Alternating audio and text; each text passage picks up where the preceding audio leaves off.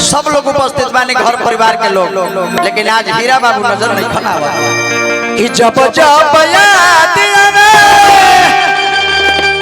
अरे हीरा चाचा के सुरतिया लाखों में एक रहे बाबूजी के बतिया, लाखों में एक रहे बाबूजी के बतिया।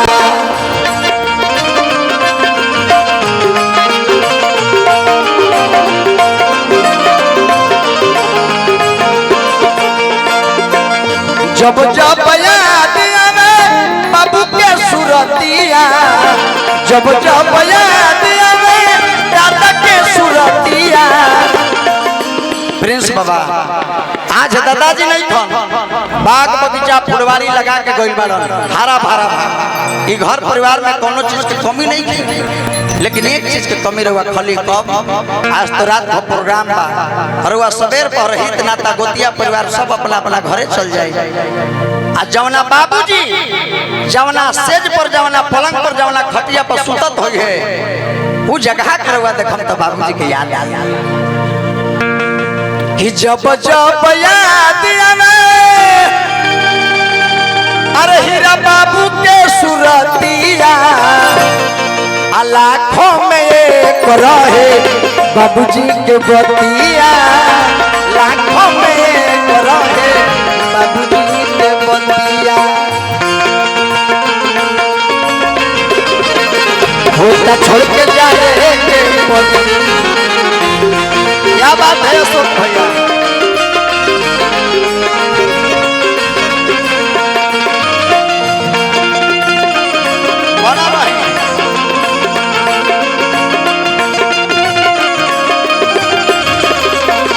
होता छोड़ के जाएंगे परी कमना प्राण तोता हो, होता छोड़ के जाएंगे।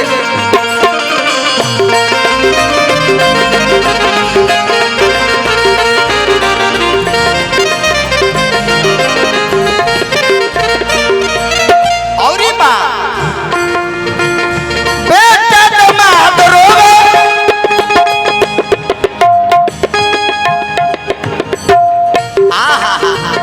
बेटा दमाद रोवे और नाती पोता,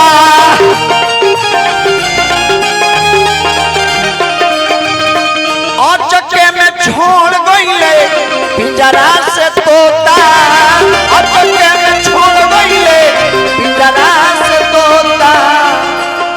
जिस घर में माता पिता हंसते नहीं उस घर में देवी और देवता बसते नहीं, जिस घर में माता पिता रोते हैं उस घर में देवी देवता नहीं होते हैं। अरे रोजा करो रमजान करो चाहे रहो उपवास, बेटा तो वही है जो अपने माता पिता को हरदम रखता है अपने पास। बोलू बाबू प्रिंस बाबा, उसे क्या जरूरत है पूजा और पाठ की, उसे क्या जरूरत है पूजा और पाठ की जो जीवन भर सेवा की है माँ और बाप की। कोई माने या ना माने बात पक्की है, माता पिता के डांट में ही बेटा और बेटी की तरक्की है। दुनिया में बहुत सारे देवी और देवताएं हुए हैं, लेकिन माता से बढ़ के देवी और पिता से बढ़ के देवता इस धरती पर ना कोई था ना कोई है और नहीं कोई होगा। बेटा दमाद रोवे और नाती पोता,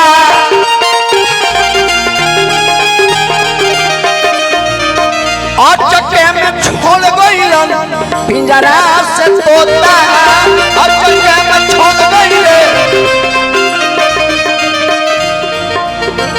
रही रही याद आवे बाबू के सुरतिया, रही रही याद आवे बाबू के सुरतिया।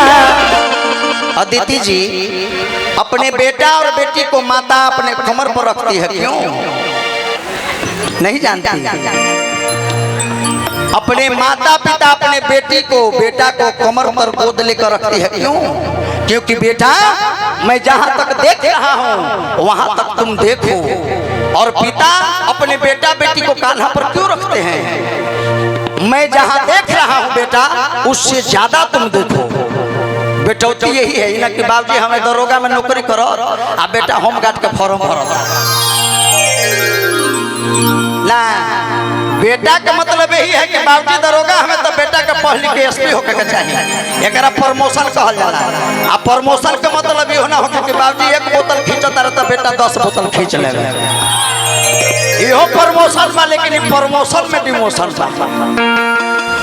बेटा दमाद रोवे और नाती पोता,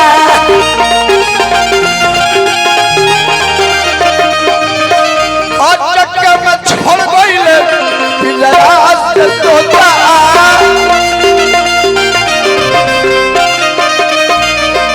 रही रही याद आवे बाबू के सुरतिया, रही रही याद आवे बाबू के सुरतिया।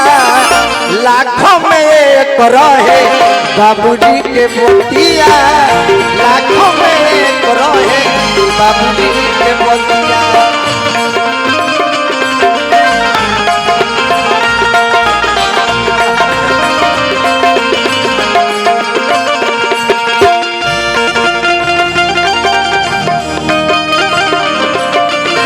धन भरल बा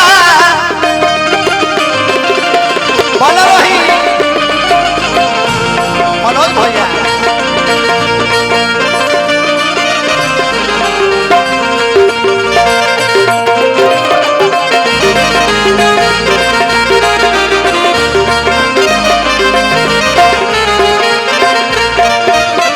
हमारा मनोज भैया जी हमरा अपना सदैव जीवन में कभी जब से संपर्क भइल माननीय कमलवास कुंवर जी के हम शिष्य बानी, उनका देख रेख में हमने सिखले बानी जे सदैव गार्जियन मनले बानी जीवन में मानव। मनोज भैया वो हमारा छोट भाई सन सब दिना प्यार करले बानी, रवा के हम प्रणाम करतानी, हार्दिक अभिनंदन। चंद्रमा भैया पिताजी कौना तारीख के डेट कैलन हा 21 तारीख दिन कौना रहे तली देख ली बुधवार 21 तारीख रहे। हमने ब्यास है हमने बना के गाइले हम हैं, चाहे गोलू राजा हमें चाहे हमरा अरुण अलबेला हमें, हमने गावल गीत बहुत कमे गाइले। राइटर भी फोन न करले बड़ी पैसा डिमांड करले 2000 3000 अपना से कलम उठाई ले लिख दिले। शनिवार दिन रहे 21 तारीख रहे शनिवार दिन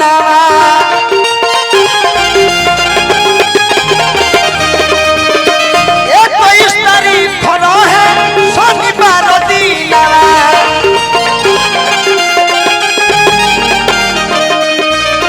2024 दैवा अगस्त महीना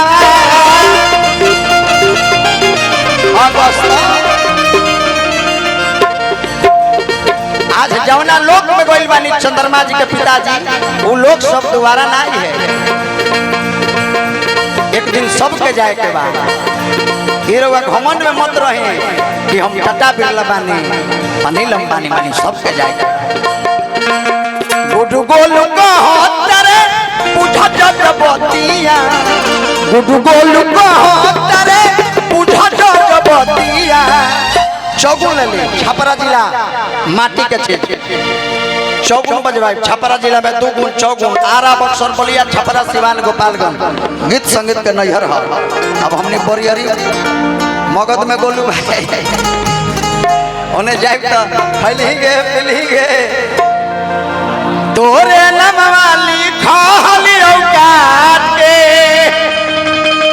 आगे बोले दवा से करे जवा में गे जा। लेकिन चौगुन ले ली पहले यो हमरे चेला के गीत हकुंदन के वायरल हो गए मुकेश लोथा जी गाते ले कि गोडू गोलू कहतरे अरे बुझा जा जबतिया, अरे लाखों में एक रहे अरे बाबूजी के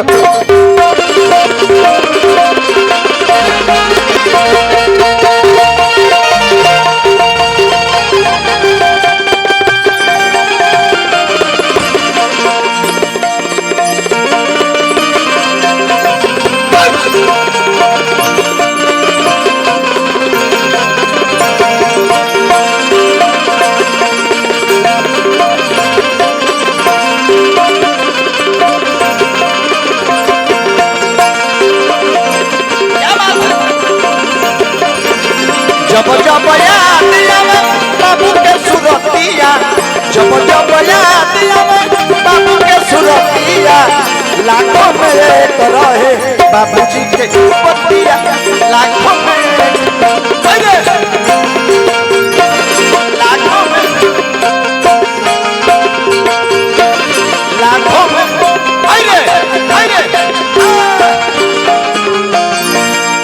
अच्छा लागल। बता एक बार ताली बजा के स्वागत करी चारों तरफ।